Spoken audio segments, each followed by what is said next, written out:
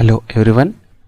Today in this tutorial we are going to learn how to create a simple web application with the help of both React as well as Java. React at front end and Java at back end. So for that I just took an example of simple books related data here. That is like some data will be there related to books, that is like name and author, some fields of the books, and those things will be adding to the database through Spring, as well as we are retrieving the books as well, and we can even update the books, the data about the books, and even in that books we can have one field like published field here. So that is like book is published or not, we can able to change that. So all those things we can able to do here. So that is our simple example. Before that we are going to learn about the architecture here. So basically whatever may be the web application we take will be having 3-tier architecture here, the typical 3-tier architecture, which includes here the first one would be the presentation layer here.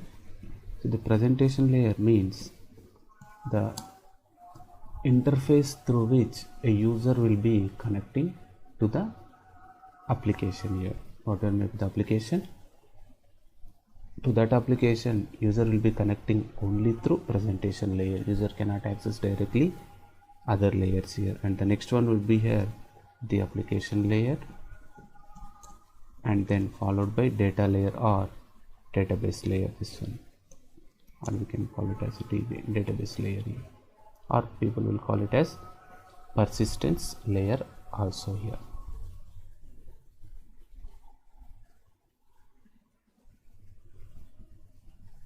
When it comes to the application layer, here the main business logic will be written, and we call it as business layer also here, and all the data which has to be stored permanently in the database layer will be using some database to store the data here. So for example here we are taking MySQL as database here, and for application layer, so developing the server side applications, so to render the data and to capture the requests which are coming from the front end, we will be using some server side programming here. So that is either Java or .NET or Python or something like Node we can use, and we are sticking here with Java with Spring Boot framework here. And when it comes to the presentation, that is called UI, presentation layer, front end part, we can use either Angular based, or we can even use React or something like that. So without using framework also we can develop, but if you are using framework, that would be a very responsive site we can able to create here. So this is about a typical 3-tier architecture about any web application. So here what happens, from this front end layer people will be calling some request. That request will be sent to the server here, this side application layer. There the request will be processed, and if required it will be hitting the database, and the data will be retrieved from the database, and the same one would be transferred to the presentation layer. That is like our web page here, users web page, people can able to see that one. So this is about the normal architecture and how the flow continues here. And now we are going to see our applications architecture here. So that is like we are going to use both React and Java, Spring Boot with MySQL. So in React we are going to create some components here, some book, right? So book related components, book data, something like books list component, book component, add book component, edit book component, like that we are going to create some components in the React here. And next a router will be creating in the React. So router is used to navigate between the different components here. Whenever a page loads through React, usually a basic starting component will be loaded here, app component. The main component will be loaded, but if we want to transfer between the components and all, we will be using something like a router here. And all these are predefined things will be there in the React. Will be just downloading and will be importing them and will be working with them. All the modules are available there here in the node. And next comes your services. In using service, whatever the implementation we wanted to achieve, the main implementation we are doing through service here. And when it comes to the sending the request and receiving the request here, receiving the response here, so we have to use a lightweight server to send the request and to receive the request here. So some certain module has to be there to transfer the request as well as response here. So for that to happen, so HTTP is required. So there are certain third-party things are available to achieve this, and one of them is here Axios. We can able to simply import this module called, download this module called Axios, and then we can able to establish such connection here. And next, when it comes to the Spring Boot here backend, whatever the requests which are coming here, these are the requests which are coming here, those will be handled in this REST controller, and as per the link, that particular method will be executed here. That is like if you are trying to only get the data, then only get related methods will be executed here. And when we are going to something like get like this, or when you are going to set the data, that is something like some posting the data, we want to post something into that one, then that kind of method will be called here. So for all such responsibility will be taken care by the Spring REST controller here. And next, when it is required to connect with the database, Spring JPA is the one which will be having so many built-in features will be there here. So if we are using normal JDBC, there we have to write so many lines of code, so much of configurations we have to do there.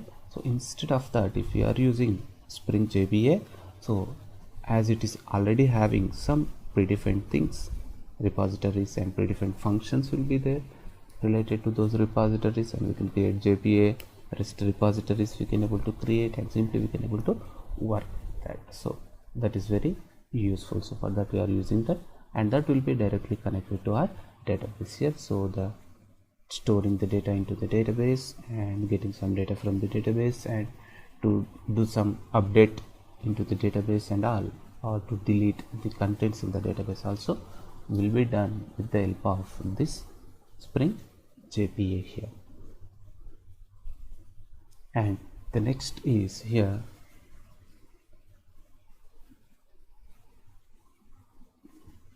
we are going to develop this application in 3 stages here. That is, first we will be developing our backend services here.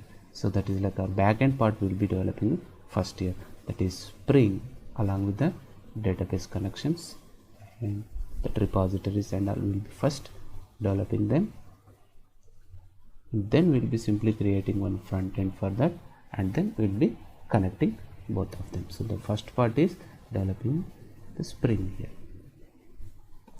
Spring related backend application we are going to develop here. So in this,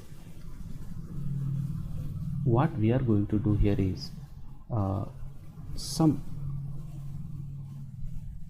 classes, Java classes and some Java controllers and services. All these things are nothing but Java classes only we'll be using. We will see now how we are going to use them, but we are going to create them, and then as per that we are going to create a API here. So web service REST API we are going to create. So API is nothing but here, so certain links, certain APIs we are creating with certain resource links here. So that is like if somebody as a client enters some URL and all, so whatever the URL is entering, as per that operations will be performed at the back end here. So something like this here, and few things will be from here to here, and few things will be from here to here.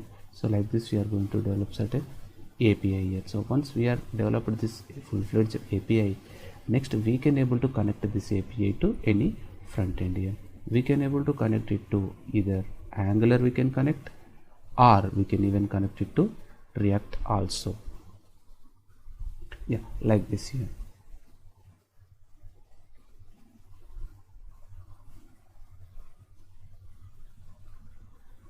Yeah, so assume like here, so as we are developing the REST API, means here total 4 kind of things will be there. You might be knowing about these things, that is like get kind of thing, get will be there, and post activity will be there, next some deletion activity will be there, and something like here update activity will be there here.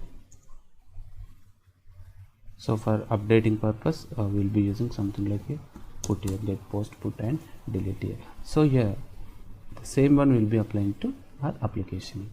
So that is, if you take this as example here, so this is like a post kind of thing here. So means somebody is using the form, and there people are entering the data, and the data will be transferred into our application here. And next this is like a get here, something like a get. So here if they are trying to enter something like some URL like some /books or something, then example I am telling, okay, here, something like this, then all the data will be retrieved here. Here this is also get, but with some specific data here. So not all the books, I want to retrieve only a specific book here. Then something like this example I am writing, so books / some your book ID, something like 2 or something 4, and then only that book will be retrieved here. Or if you are typing something like books here, then what happens, the total all books will be retrieved here. And this is about different requests which will be coming from the front end here. As per that, response will be generated here. Not only that, we can even have something like here update also. If you want to do update also, there must be a specific record which you wanted to update here. So I want to update the record number 1, first record, then we can able to do here. And so many things. If you want to delete also, if I want to delete one record, then we will be having like this, and delete will be there, and with one specific thing. No, I want to delete all of them, then that also we can able to do directly. We have something like delete. These are the different kind of operations could be performed on our application here. So this is what our application here. So this is our Java Spring Boot application.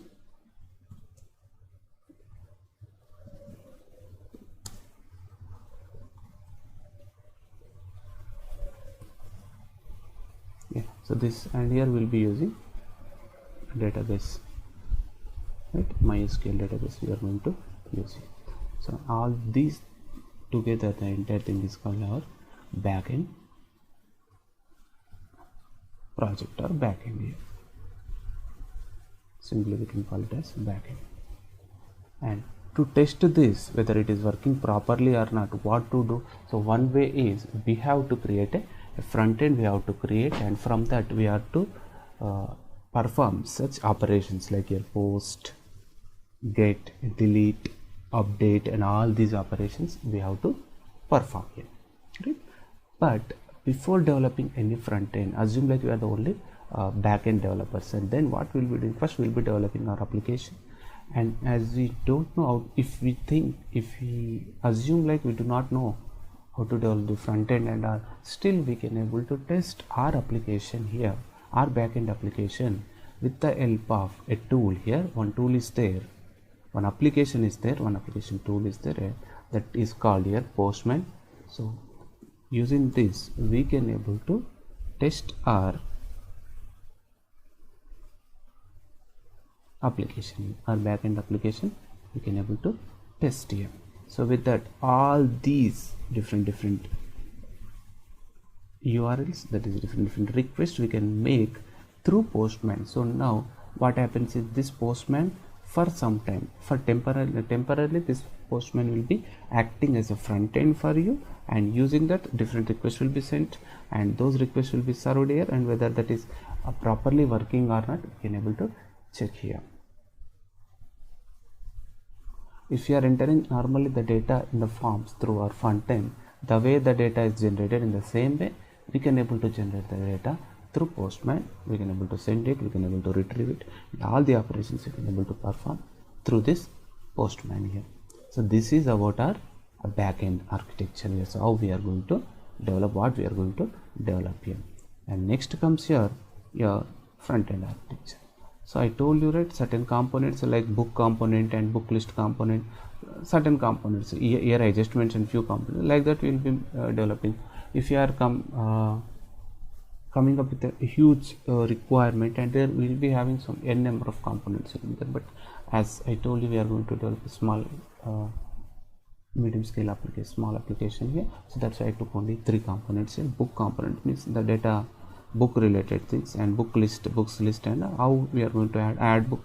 These components will be there. And here first we are going to develop one React application. First we will be launching a React application, and then we are going to inject a router into that application, and using that router only we can able to navigate through different components here, either book or book list or add book. Which component has to be activated, that would be decided with the help of this router. And how that router will be activated, how those links will be generated, is simply with the help of those buttons and something like that. URL will be changing, somebody clicking that, save it and update it, something like click it, something like add it, something like that will be there, right? So using which these things will be generated using URLs. As per that URL, the respective component will be activated. So once these things are done, then we have one thing is that something like to control these requests, we have something like a service will be there. So some books data or book related service or book service or whatever it is, some service will be there, where if somebody is enter something like books with ID and all, then what happens here, a book will be stored here. So book will be stored, so that is like storage related data. If somebody is normally entering books, that only books list will be generated simply, and if somebody is entering add book, and a new book will be added, something like that. Or books with ID means not only this one, something adding that, something like updating and deleting also will be done with this book here. And books in this books list, we can able to only represent the list of books here, and in add book we are going to add new one. So for this to happen here, book data service will be handling those requests here from the front end itself. So but this is the one through which we are going to send the request to the external API. The external API here is nothing but just now we discussed, right, few minutes back, that is our backend REST application here, this one. So what is the application we are going to create? This one would be acting as a backend API for our front end here. So whatever the API we can use there, and the request will be sent to that API, and as per that request, that will be processing such data, and if required the response also would be generated here. And for this to happen, all this HTTP protocol will be activated here, and for this to activate and for this to happen, all this routing has to happen properly, and all. For that purpose, here we will be using a third party thing, something like here a module will be using, that is called Axios module will be using this. So this is about our front end here. So that is our React architecture, in detail architecture about our React here.